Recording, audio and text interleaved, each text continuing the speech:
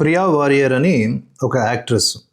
ఆవిడ ఏదో వాళ్ళ సినిమాకి సంబంధించిన ప్రమోషన్స్లో భాగంగా ఒక కార్యక్రమంలో హాజరైంది. ఆవిడ చేసిన ఘోర నేరం ఏమిటంటే, కేరళ రాష్ట్రంలో మరి ప్రత్యేక రాజ్యాంగం ఉందేమో, అక్కడ ఇది తప్పేమో, ఆరెంజ్ కలర్ డ్రెస్ వేసుకుంది.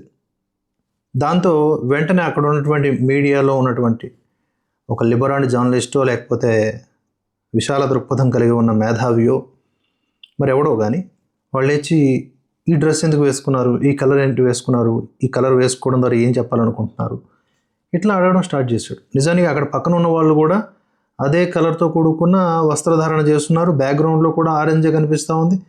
అంటే ఆరెంజ్ అంటే కాషాయం నుంచి తర్వాత హిందుత్వము ఇట్లా అనుకుంటే మరి సూర్యుడు ఉదయిస్తాడు, ఉదయించేటటువంటి రంగు కూడా అలాగే ఉంటుంది.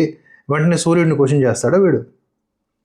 మరి సూర్యుడిని క్వశ్చన్ చేయలేడు కనుక సూర్యుడు వేడిమికి దూరముగా వీడి మతానికి వీడి ఆలోచనలకి విరుద్ధంగా ఉన్నటువంటి ఆ యొక్క సూర్యుడు అనేటటువంటి శక్తి నుంచి వచ్చేటటువంటి వేడిని తీసుకోకుండా నీడల్లో అడవి చెట్టు పొదల్లో దాక్కుంటాడా?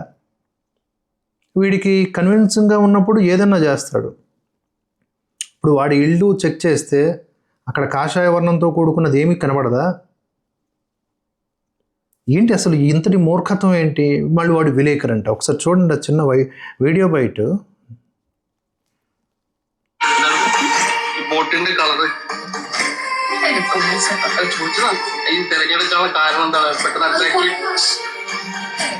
അട്രാക്റ്റീവ് ആവാൻ വേണ്ടി പെട്ടെന്ന്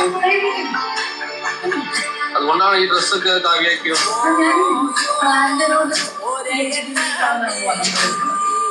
കേരളത്തിൽ ഓറഞ്ച് അലർട്ടാണ്, അതുകൊണ്ടായിരിക്കും.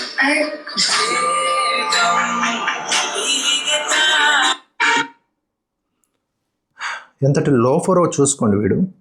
ఇలాంటి వాళ్ళు జర్నలిస్టులు. కేరళలో ఎక్కడో జరిగింది ఇది. మొత్తానికి అయితే వీడియో బాగా వైరల్ అవుతోంది. ఆ రంగు డ్రెస్సు వేసుకోవడం ఇంత నేరమా?